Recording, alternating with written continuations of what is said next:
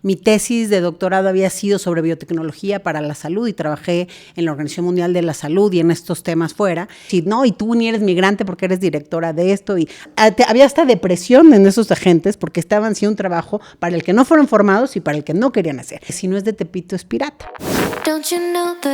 Hola, ¿cómo están? Bienvenidas y bienvenidos a un episodio más de Vencer el Silencio en nuestra segunda temporada. Estamos muy contentas de tenerlos aquí con nosotros, donde, como saben, alzamos la voz y abrimos los micrófonos para mujeres extraordinarias. Y hoy tenemos una de esas mujeres extraordinarias, una mujer que además ha abierto brecha para muchas más en diversos ámbitos. Eunice Rendón, que además me da mucho gusto tenerla el día de hoy, una querida amiga, una mujer a la que apreciamos y valoramos mucho. Les quiero contar un poco de ella. Es doctora y maestra en Sociología Política, Políticas Públicas, es experta en seguridad, es experta en migración y bioética y ha colaborado en el Sistema de Naciones Unidas ocupando diversos cargos, como directora general de Relaciones Internacionales en su momento en la Secretaría de Salud. También en Gobernación fue directora del Instituto de los Mexicanos en el Exterior y secretaria ejecutiva adjunta del Sistema Nacional de Seguridad Pública. Una mujer que conjunta muchos temas muy importantes en la agenda de hoy y que justamente además es parte fundamental, fundadora de una iniciativa que se llama Agenda Migrante y también fundadora de la Red Viral. Bienvenida, querida Eunice, a este espacio de Vencer el Silencio. Pues muchas gracias, muy contenta de estar con ustedes en esta temporada y en este espacio de Vencer el Silencio. Gracias por la invitación. Gracias a ti, Eunice, y pues como mencionó Clau, tienes una gran trayectoria, pero nos gustaría empezar por el lado humano. ¿Cómo empieza esta vocación? ¿Cómo empieza tu vocación por defender las causas sociales? Pues en realidad yo llegué de haber estudiado fuera un buen rato y trabajar en Naciones Unidas también fuera de México, en Chile, en Ginebra, en Francia, y regreso a México queriendo trabajar en el gobierno. Esa era mi intención. Mi tesis de doctorado había sido sobre biotecnología para la salud y trabajé en la Organización Mundial de la Salud y en estos temas fuera, y quería regresar a México porque era un tema nuevo aquí, trabajar en la Secretaría de Salud en ese tema. Y bueno, pues tuve la suerte de encontrarme al secretario de Salud en el aeropuerto el día que llegué, lo perseguí, total, me entrevistaron, me contrataron después de unos meses y estaba en un área que tenía que ver con políticas públicas y salud, pero justo en el momento que yo entro pasa un tema en Ciudad Juárez, que fue pues una matanza de muchos jóvenes en ese momento, en Villas de Salvácar, que fue muy conocido, y pues termino viviendo en Ciudad Juárez. Prácticamente me mandan de la Secretaría de Salud a ese tema, que no era un tema con el que yo pues había estado muy relacionada, sí, porque pues había estado más en el ámbito internacional, y ahí es donde cambia todo, porque me toca trabajar, escucho en una reunión con el presidente y con la gente de gobierno, pues gritando a las mamás que han matado a sus hijos, o sea, veía a la gente llorar, una cosa bastante difícil, ¿no? Al principio que querías llorar con ellos, ¿no? Y ahí un joven se para y le grita al presidente: oye, a mí ni me convocaron, yo me colé, y pues ¿por qué no hay jóvenes en esta reunión?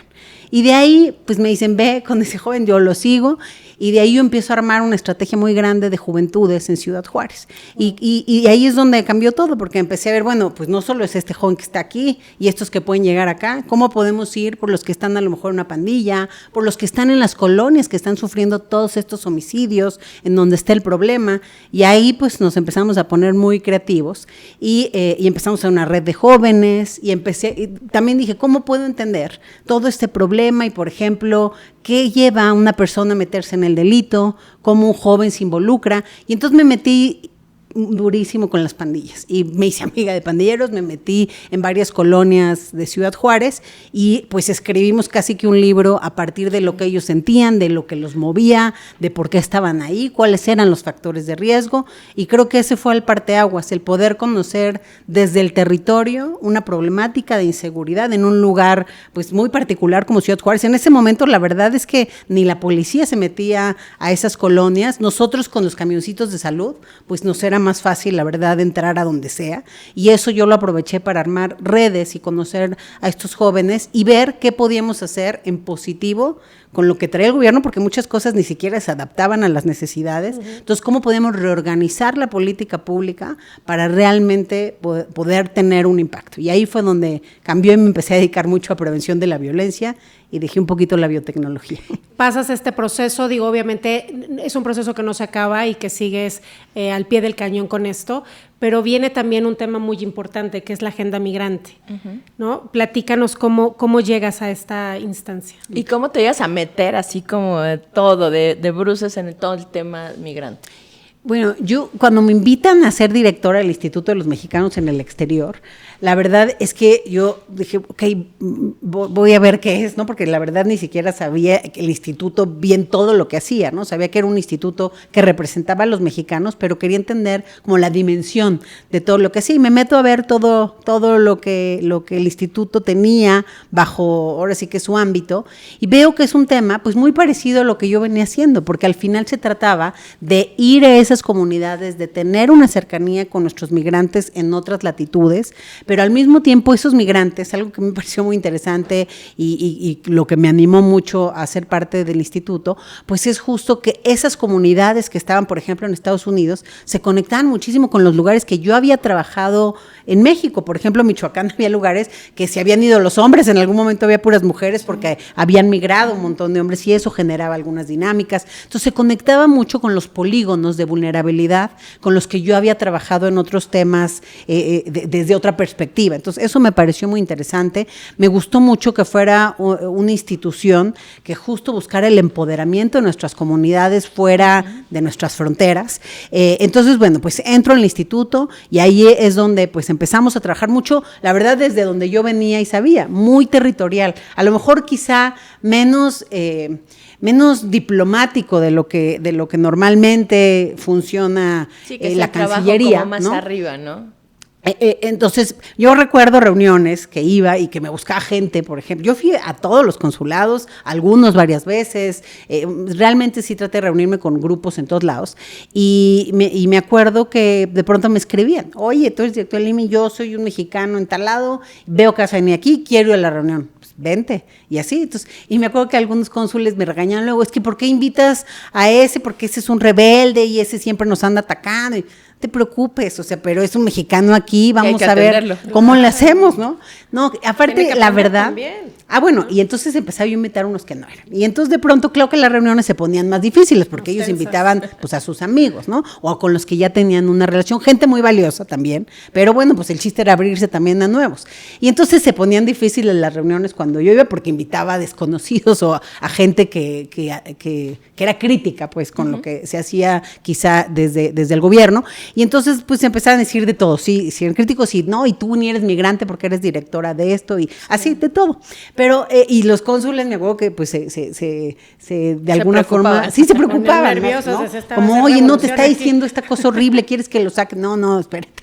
Y en realidad ese es un método que nosotros en prevención usábamos mucho. A mí me mandaron a los lugares más difíciles en mis otros trabajos, entonces para mí realmente lo que ellos me decían pues tampoco era, o sea, como algo tan, porque pues me tocó lidiar con gente que le mataron a sus familiares, con gente que tenía un dolor mucho más fuerte por otras situaciones o que estaban más enojados también por otras cosas. Entonces cuando pasa esto, lo que nosotros es mediación, o sea, un diálogo también, con entender por qué está enojado, y eso lo hacemos mucho en prevención, porque la gente está enojada por diferentes situaciones, y si no nos podemos poner en sus zapatos, ¿cómo vamos a resolver algo? Entonces nosotros, pues empezaba yo a explicarles, pues aquí estoy por esto, lo que tú dijiste es esto, contestarle a cada persona, y en realidad muchos de esos que gritaron y dijeron cosas feas el primer día que los vi, pues hoy son mis grandes amigos, y logramos construir una agenda conjunta. Entonces, pues me gustó mucho poder hacer eso en la institución,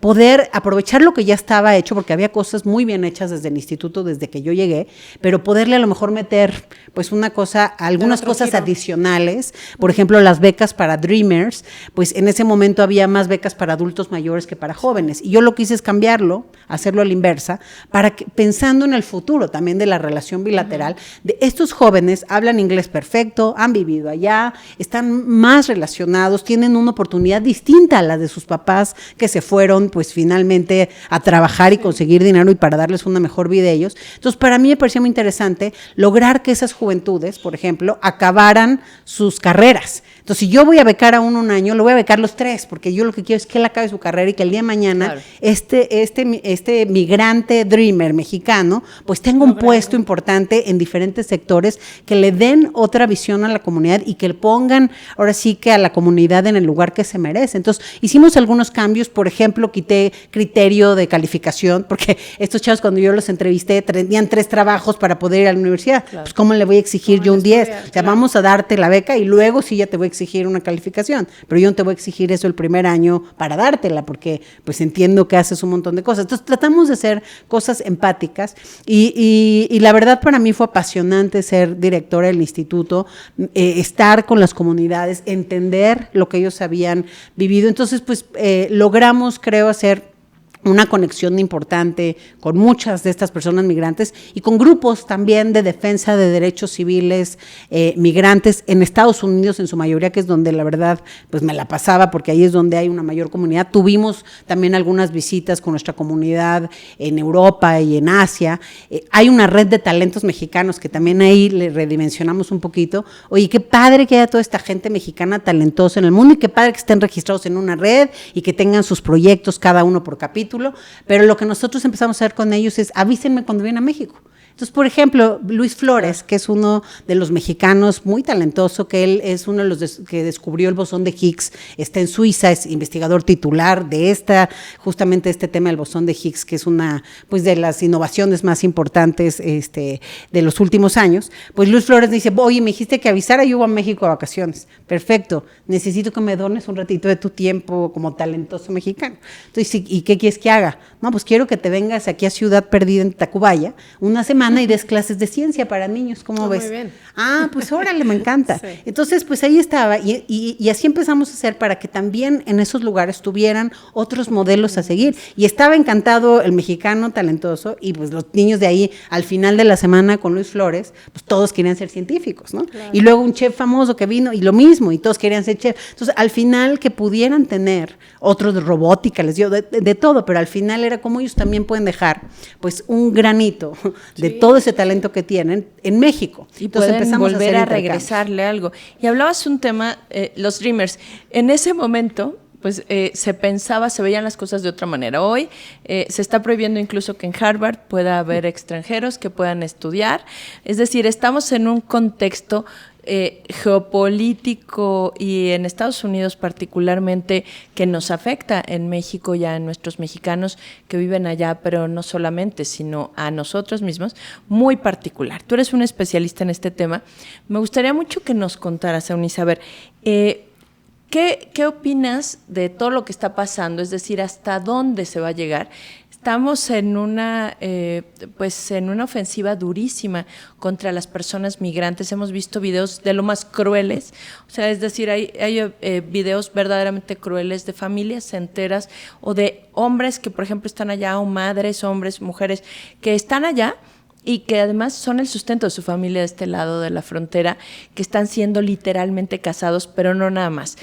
Yo te diría, hay 2 o 3 temas muy delicados en eso y algunos que me gustaría que nos comentaras. Uno, el tema de esta prisión de Bayou, considerada custodiada por cocodrilos y considerada como, así lo vemos desde este lado, como absolutamente inhumana. Además va a venir la época de huracanes, de inundaciones, se cree que incluso pueden meterse a los pantanos, pueden subir el nivel del agua, que pueden entrar los caimanes, agregado a las detenciones absolutamente forzadas, brutales. Y además, yo tengo la percepción de que cuando esto se hace una práctica cotidiana, los excesos empiezan acrecentarse, o sea, es decir, empiezas con 2 o 3 detenciones duras, al rato empiezan a ser brutales, no pasa nada, la gente se queda callada, legitima estas detenciones la mayoría de la gente en Estados Unidos, y entonces al rato terminas con brutalidades una tras otra. Hemos visto varias, ahí parece que denuncias incluso de esclavitud moderna y trabajo forzado de muchos de ellos, y me gustaría que nos comentaras, pero en el contexto de lo que está pasando y de lo que se va a enfrentar también adelante, ¿qué viene y qué tendríamos también que empujar desde México? Bueno, pues yo creo que en este momento estamos pasando por uno de los momentos más difíciles en la relación bilateral, en la situación de nuestros connacionales en Estados Unidos. Yo no creo que haya habido un momento tan complejo como el de ahora. Sí ha habido momentos de racismo, de deportaciones masivas, todo eso sí ha habido en el pasado. Sin embargo, lo de hoy tiene otra tónica, tiene otras consecuencias. Y eran aislados, ¿no? Sí, o sí se hizo en su momento también algunas redadas, incluso en empresas, fábricas, en campos agrícolas, con otros presidentes, si vemos en la historia, pues. Pero esto tiene otra connotación, porque también hoy hay nuevas herramientas y hay nuevas cosas en el panorama. Entonces, primero que nada, y nosotros con Agenda Migrante, que justo es una organización binacional que tiene capítulos aquí y en Estados Unidos, hemos estado viendo de verdad cosas que no habíamos visto antes con nuestros propios capítulos. O sea, los abogados, tenemos nosotros red de abogados allá. Yo nunca los había visto tan asustados, pues, por decirlo de alguna forma, o con tantas precauciones de no sé qué decirle a este cliente, porque quién sabe qué va a pasar, o sea, porque las cosas no están pasando conforme a la legalidad o conforme a la norma, y eso es una gran preocupación de los abogados hoy en Estados Unidos. Ellos llevan a su cliente a que firme como lo hacían siempre, y ¿qué crees? Ahí el ICE se lo lleva. Y se lo lleva. Entonces, bueno, hay una situación compleja, pero yo lo dividiría en 2 partes, como tú dices. Estados Unidos primero y lo que pasa allá, y luego México, el gobierno, la sociedad, ¿qué se puede hacer? Entonces, primero, creo que el tema de Donald Trump ha ido más allá de lo que pensábamos, es decir... Sí, habíamos tenido la parte 1 y bueno, había sido mala, pero no había sido tan mala. No había sido igual. Creo que llega él remasterizado, sabiendo que es la última vez que va a ser presidente, conociendo ya más de gobierno, porque la primera vez no tenía experiencia o ya tiene más experiencia, pone un gabinete mucho más duro que la primera vez, ¿no? Con ese pensamiento radical como el de él. Entonces, hoy no es Donald Trump solito, es la secretaria de Homeland Security saliendo todos los días a decir mensajes racistas, xenófobos, mentiras un poco también. Sí. Es Tom Homan, que es el jefe del ICE, es Stephen Miller, uno de los principales asesores de Donald Trump, que está todo el día en la Casa Blanca teniendo nuevas ideas para el tema migratorio, entonces que él fue el artífice de la política de separación de familias en su momento. Entonces el contexto no está fácil, y luego en ese contexto agrégale estas políticas o acciones muy visibles que hacen a propósito para comunicar de una manera distinta y llegarle a su audiencia, como es la cárcel de cocodrilos que ya mencionabas, pero no es lo único, es que ya son tantas cosas que a veces se nos olvidan, ¿no? Pero es la cárcel de cocodrilos, es mandar a las personas a terceros países, como ahorita tenemos mexicanos en Sudán del Sur, por ejemplo, o hacer un acuerdo con el presidente de El Salvador para poderlos mandar al SECOT, que es esta cárcel de delincuentes de alto calibre en donde los maltratan y los torturan, es también enviarlos a Guantánamo en su momento, entonces es todo, es al final amenazarlos con que aquel migrante indocumentado que no se registre va a terminar en la cárcel, es quitarles, esto me pareció impresionante que no fuera un escándalo más grande, que el gobierno de Donald Trump volvió indocumentados a gente que no era indocumentada. ¿Cómo pasó esto? O sea, había personas que por una decisión de Estado y de gobierno, pues tenían ciertos beneficios migratorios o protecciones, personas que venían de desastres naturales o de situaciones de su país políticas muy complicadas. El gobierno estadounidense en su momento les decide dar una protección, el TPS, por ejemplo, es el estatus de protección temporal o otros beneficios migratorios. Pero ¿qué hacía eso? Que esas personas estuvieran legalmente en Estados Unidos, teniendo que renovar esos permisos porque ninguno era ahora sí que permanente, pero cada 2 años, cada 3, en fin, dependiendo el beneficio migratorio. De un plumazo, Donald Trump les quita ese beneficio migratorio y tienes pues 1 millón de migrantes indocumentados que no tenías. Entonces, él mismo volvió indocumentados a muchos. Entonces, la política del terror absoluto. El asustarlos todo el tiempo, porque además como no les ha salido, y ahí empieza el tema de las redadas y lo último, ¿no? Como no tenían las suficientes deportaciones que querían y que prometieron, al final, la verdad, de los primeros meses no tuvieron tantas deportaciones, ¿no? E incluso a mí me tocó acompañar los vuelos de deportación con el Instituto Nacional de Migración, y lo que yo les puedo decir es que el 90% de las personas que venían ahí, primero eran vuelos con capacidad de 300 personas y venían 50, ¿no? Sí. Entonces, segundo, en muchos de estos vuelos, entonces desperdiciaban eso, gastaban dinero a lo loco, y luego de esos 50 o de esos 100 personas que venían, pues el 90% eran personas que en el intento de cruzar los agarraron y los regresaron, no gente que estaba allá y que lo detuvieron, lo deportaron. O sea, eso fue entonces, ¿qué pasa? Que de pronto los flujos empiezan a bajar muchísimo porque la gente ya tiene miedo de ir. Ya ahorita mejor no voy por todo lo que está pasando. Sí, entonces, como ya no pueden detener en la frontera porque los flujos son muy bajos, es cuando dicen, pues, ¿por qué estás teniendo tan poquitas detenciones? Entonces, le ponen una prioridad, y aquí viene el cambio real, una prioridad numérica al ICE. ¿Sabes qué? Tienes que tener 3,000 personas diarias, como puedas. Pues no hay 3,000 que yo pueda agarrar en la frontera, entonces me meto tierra adentro a buscar a migrantes. Pero ahí viene el cambio importante. La prioridad no es el criminal, la persona que puede hacer daño a la sociedad estadounidense, sino es numérica. Yo tengo que atrapar a 3,000 personas como sea. Entonces, eso está estresando también a la institución, que eso no lo vemos, pero estresa a la institución, aunque los veamos así malos, encapuchados y haciendo todo eso, sí estresa a las instituciones porque ya pasó en su momento con la patrulla fronteriza. ¿Y los deshumaniza o no? Los destresa, te voy a decir con la patrulla fronteriza, la primera vez de Donald Trump que puso a atrapar a niños, sacó un periódico en Estados Unidos un reportaje muy interesante con entrevistas anónimas con gente de patrulla fronteriza. Y en resumen decían, yo no me metí a la patrulla fronteriza para estar deteniendo niños, o sea, yo soy G.I. Joe, ¿por qué me pones a hacer trabajo que no es el mío? Primero. Segundo, llego ahora a mi casa y todos me ven feo, y mis vecinos, y mi esposa, y mis hijos, nadie le gusta lo que estoy haciendo. Entonces también ya ni siquiera lo disfruto. Entonces había hasta depresión en esos agentes porque estaban haciendo un trabajo para el que no fueron formados y para el que no querían hacer. Y creo que con el ICE eventualmente también puede pasar eso, aunque los veamos ahorita en esta actitud.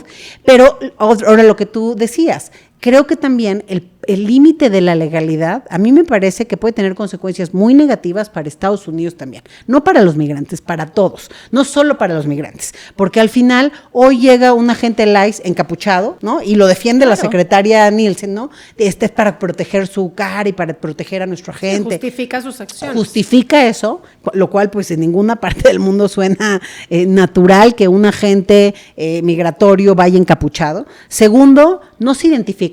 Cuando ellos tienen la obligación por ley de identificarse y no entregan órdenes de detención, se llevan a la gente sin órdenes de detención. Entonces, todo eso está generando pues una ilegalidad y además, pues sí está habiendo episodios de gente racista, xenófoba, de grupos de odio, que se disfrazan de ICE y van y agarran a un migrante y hoy lo pueden secuestrar, o sea, y no pasa nada porque al final se sienten apoyados por su gobierno. Y yo creo que eso sí puede terminar en dinámicas sociales muy perversas para todos, porque lo que se nos olvida, y a Donald Trump más, es que al final es una sociedad mixta, multicultural, en donde las familias uno es documentado y otro no, en donde uno es ciudadano y otro no.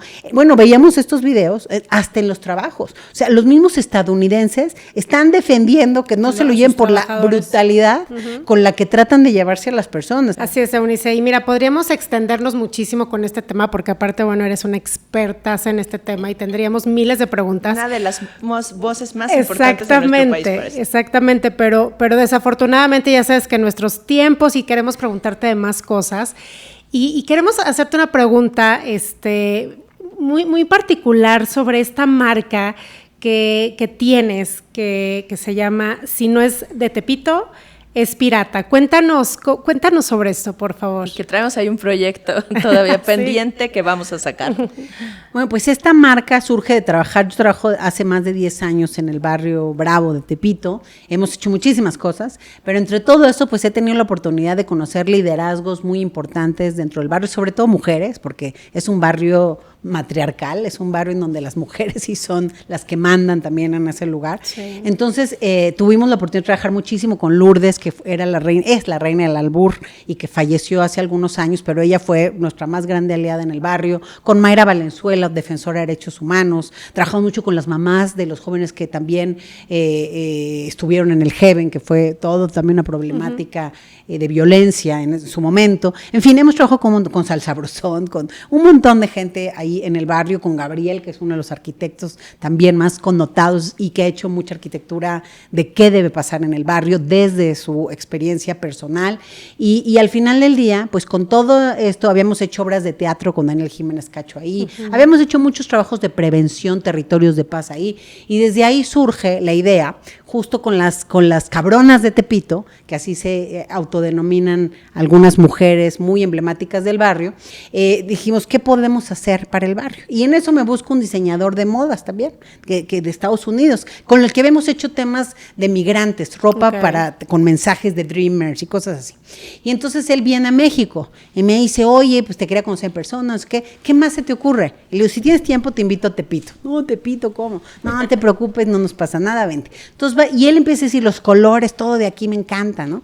Total que con él decidimos hacer ahora sí que una colección conjunta que se llamó, hay una frase en el barrio que es Tepito existe porque resiste. Entonces la colección se llamó Resiste primero y la presentamos en el Fashion Week de Nueva York y toda la idea era pues sacar lo que es Tepito desde otra perspectiva y de ahí nace la idea justo de crear una marca propia del barrio y jugar un poquito con este estigma de que ahí la piratería, entonces jugamos con eso, hicimos esta marca de si no es de Tepito es pirata y acordamos con este diseñador que las playeras que se hicieran de esa colección tenían que ser producidas en el barrio para contratar a los jóvenes en conflicto con la ley, hicimos pequeñas empresas de serigrafía con ellos y desde ahí pues producimos estas playeras, la más emblemática es la de Cabrona, por estas 7 cabronas de Tepito, pero tenemos una de Me Canso Ganso, tenemos una de Barrio Bravo, así pero es eso, darle un proyecto productivo en la legalidad, en un barrio que está considerado de otra forma, pero otra vez a partir de la identidad y del gusto y de lo que las personas quieren también en la comunidad. Increíble. Oye, Eunice, pues estos proyectos maravillosos. Y aquí también generalmente hacemos una pregunta que le hacemos a todas nuestras invitadas. En un país en un mundo que se ha ido volviendo más complejo y que además tiene una enorme carga machista, y también en un país donde más del 70% de las mujeres creemos que además las cifras ocultas son muchas más, donde sabemos que hemos vivido muchas violencias. ¿Eunice Rendón ha vivido algún tipo de violencias? Sí. ¿Cómo has logrado vencer el silencio y superarlo? Pues yo creo que con mucho esfuerzo y sobre todo con solidaridad y uniéndome también con otras mujeres. Creo que juntas sí de verdad somos más fuertes. En el tema de seguridad, además un tema súper machista, ¿no? Yo tengo un montón de experiencias. Me acuerdo que uno que decía que sabía mucho de seguridad, no voy a decir su nombre, pero uno de los jefes así, y un día me llama a una reunión que hay puros hombres y yo, pues no invitaste a las otras mujeres, quedamos poquitas, ¿no? Pero, no, es que solo tú porque esta es una reunión muy importante y a ti te invitamos porque sabes tanto de seguridad como un hombre. Y yo, no, pero bueno. Entonces, es un mundo súper machista, ¿no? En muchas de las cosas que me han tocado hacer, pero creo que lo que a mí me ha ayudado y como he lidiado con eso es uniéndome a otras mujeres, demostrando la capacidad. La verdad es que una mujer creo que siempre tiene que ser 4 veces más capaz para lograr ciertas cosas, pero pues con mucho esfuerzo y con unión creo que se puede lograr ir saliendo adelante y vencer esas violencias que están ahí también permanentes, ¿no? Que están permanentes y que tenemos mucho por cambiar y justamente también por reconocer a aquellas que han ido venciendo el silencio de diversas maneras. Oye, Eunice, ya para despedirnos, si pudieras decirle algo a la Eunice de 15 años, ¿qué le dirías? Pues yo creo que a los 15 años ni me imaginaba que iba a ser esto, ¿no? Pero pues yo le diría que sí, pues que hiciera lo que tuviera ganas, porque al final creo que a mí personalmente, yo pues no tenía como un plan así muy a futuro, a los 15 años ni siquiera cuando acabé mi carrera, la verdad. Yo como que viví siempre mucho el momento, hoy quiero irme a Francia a estudiar, hoy quiero hacer esto, y eso sí, soy muy empeñosa, porque igual yo la primera vez que fui a Europa fue a los 18 años, ¿no? Y yo no tenía dinero, ni mis papás, ni nada, y dije, quiero ir, y me puse a vender paletas de chocolate en Coyacuanto los fines de semana, en la escuela, bueno, todo, hasta que junté mi boleto, me fui. Entonces, como que sí, soy muy empeñosa. Y perseverante muy perseverante, pero no tenía un plan de yo quiero ser esto o el otro. O sea, realmente creo que muchas cosas en mi vida se fueron dando, pues pasó esto y esto me llamó, estaba en biotecnología y me cambié a violencia porque pasó esta situación de Juárez. Entonces, creo que lo que le diría es que se guiara por la inspiración y por el corazón, porque es allá donde creo yo he seguido como mi carrera y las cosas que he venido haciendo. Y yo creo que le diríamos nosotras a esa niña que estamos muy orgullosas de la mujer que te has vuelto. Así que sigue inspirándonos, querida Eunice, y sigue trabajando por las mejores causas, las causas de los migrantes, las causas de los invisibles, de los que se han invisibilizado en muchos espacios y por supuesto de muchas y muchos jóvenes que finalmente no solo son el futuro, sino son el presente de nuestro país que tenemos que transformar y siempre dándole una perspectiva de género que en este espacio, pues para nosotras eso también es muy importante y decir que estamos también orgullosas de que seas parte de una gran colectiva de mujeres inteligentes, valiosas, que están también venciendo el silencio. Muchas gracias, Eunice. Gracias por estar aquí en esta segunda temporada. No, muchas gracias a ustedes y pues un gusto ser parte también de esta red de 50+1. Muchas gracias y nos vemos muy pronto en esta segunda temporada de Vencer el Silencio. Gracias a todos y a todas. Locked in, lock it in, you